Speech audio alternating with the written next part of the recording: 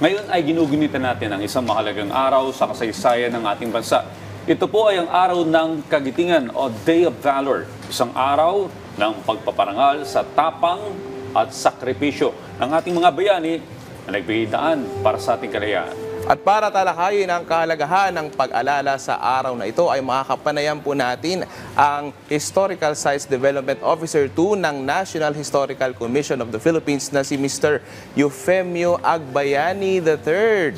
Magandang umaga po, sir, at welcome po sa Rise and Shine Pilipinas. Magandang umaga, sir. Magandang umaga din po sa lahat ng ating mga taga-panood at sa inyong dalawa din po. Well, para po sa kaalaman ng mga tagapanood, lalo na ng mga kabataan, ano po ba yung kahalagahan ng Araw ng Kagitingan sa kasaysayan ng Pilipinas at bakit ito isang mahalagang okasyon para sa ating bansa? Ang Araw ng Kagitingan po ay oportunidad natin para gunitain yung sakripisyo ng ating mga bayani na nagtanggol ng Bataan at Corregidor at ng iba't ibang bahagi ng bansa noong ikalawang digmaang pandaigdig. So kung matatandaan natin, nagsimulang lumusob yung mga Hapon sa iba't ibang bahagi ng Asia noong December 1941 at sa loob ng ilang linggo lang, maraming bahagi na ng Asia ang nagsipagsuko sa mga Hapon. Pero sa Pilipinas, inabot ito na 4 na buwan dahil kahit limitado ang supply, ang pagkain, ang medisina, kahit baril at yung munitions nila, patuloy silang lumaban hanggang sa hindi na nila kinailangan nilang mag-surrender. No? So, kung mapansin natin yung mga holidays natin sa kalendaryo na may kaugnayan sa kasaysayan, may binibigyan siyang tuon na historical period. At itong April 9, kadalasan, yung panahon ng World War II, yung ating pinag-uusapan. Ngayon, ang challenge sa atin is paano tayo magpapakita ng kagitingan, paano natin papasalamatan yung sakripisyong ipinakita ng ating mga ninuno, ng ating mga lolo't lola nung World War II and even after. Sir Eufemio, ano po ba yung mga inaasahan po na activities ngayong araw po ng Kagitingan? So inaasahan natin ang pagdalo ni Pangulong Ferdinand Marcos Jr. sa pangunahing paggunita na gaganapin po sa Dambana ng Kagitingan sa Pilar, Bataan. No?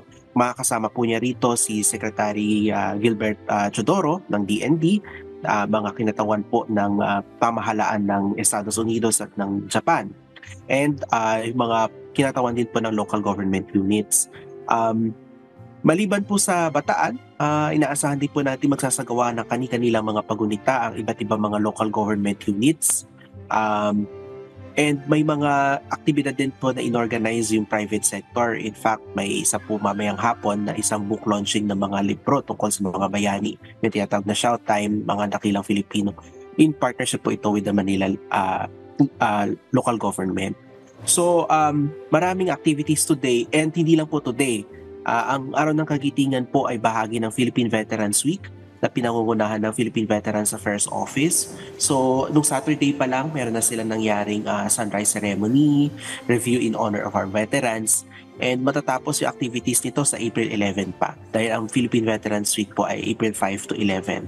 Ang National Library din po, magkakaroon sila ng book talk tungkol sa aklat na Dauntless ni Marie Vallejo, tungkol sa mga sundalong Pilipino na nag-training sa US para makatulong na bawiin yung kontrol ng Pilipinas mula sa mga Hapon patungo sa mga puwersang allies. So, maraming activities po na pwedeng salihan yung ating mga kababayan ngayong Araw ng Kagitingan.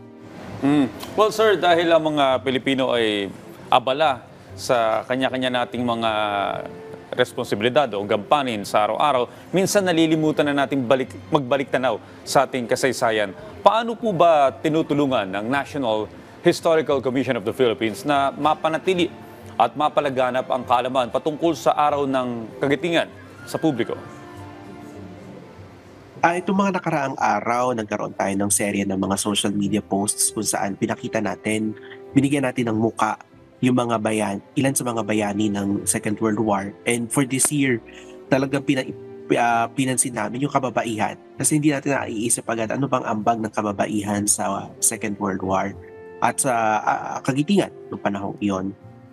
Dagdag pa rin po dito, no, even if this is way beyond, before Araw ng Kagitingan, recently po nagkaroon tayo ng international conference on the Second World War in the Philippines sa pakikipagtulungan po ng Philippine World War II Memorial Foundation. Kinalap ito sa Lyceum of the Philippines.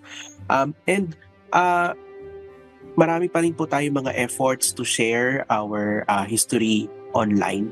Mga virtual tours, mga documentaries tayong binabahagi, no, para kahit po nasa bahay yung ating mga kababayan, pwede nilang balikan yung ating kasaysayan. Sir, ano naman po yung mga inisyatibo, mga proyekto po ng NHCP na nagpapalakas sa pagpapahalaga po sa mga makasaysayan lugar na may kaugnayan po sa Araw ng Kagitingan? At paano ito nakakatulong sa pag-unawa ng mga Pilipino sa ating kasaysayan?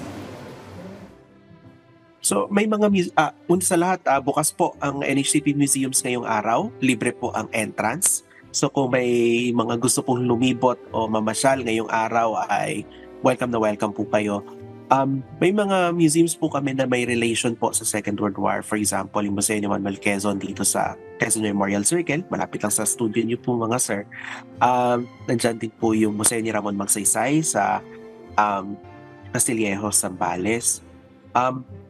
Sa mga ganitong museo, no, na pagtutuunan natin ng pansin, ano yung kaugnayan ng Second World War, no, kagitingan ipinakita ng mga Pilipino doon sa mga mangyayari pagkatapos, no, sa pagbubuo ng ating bansa. So itong mga museums po nito, may mga virtual tours po sila, mayroon po mga public programs tayo na inihanda para sa Araw ng Kagitingan din in relation with that.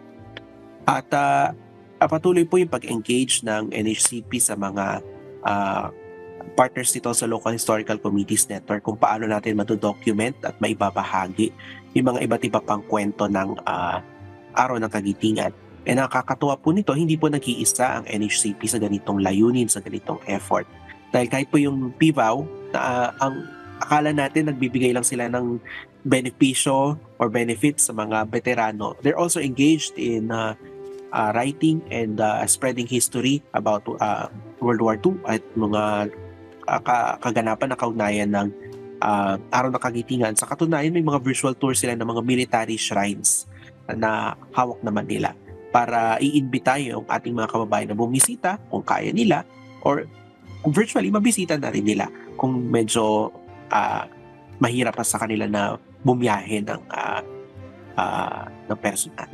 Alright sir, ano po yung inyong mensahe sa publiko, lalo na sa mga kabataan patungkol po sa ginugunita nating Araw ng Kagitingan? Muli po, ang Araw ng Kagitingan ay hindi lamang po holiday na may double pay o kaya panahon para mag-mall, mag-beach at marami pang iba.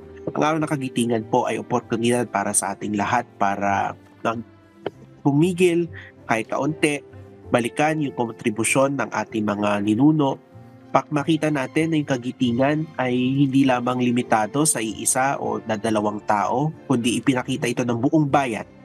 At kailangan muli natin ipamalas ang kagitingang ito sa kasalukuyang panahon. Kung gusto nating umunlad ang ating bansa, kung gusto po natin ng isang tunay na nakabebenepisyong bagong Pilipinas, kailangan po yung kabayanihan ng ating mga veterano ng World War II and even after ay kilalanin natin, pahalagahan natin, tularan natin. At yun ang kahulugan, yan ang relevance po ng Araw ng Kagitingan sa atin. Tama, tularan natin yung mga kabayanihan na yan, lalo na sa Araw ng Kagitingan. Maraming salamat po sa pagbabahagi sa amin ng mga halagang impormasyon patungkol sa Araw ng Kagitingan, Mr. Eufemio Agbayani III. Maraming salamat din po at isang makahulugang Araw ng Kagitingan po sa ating lahat.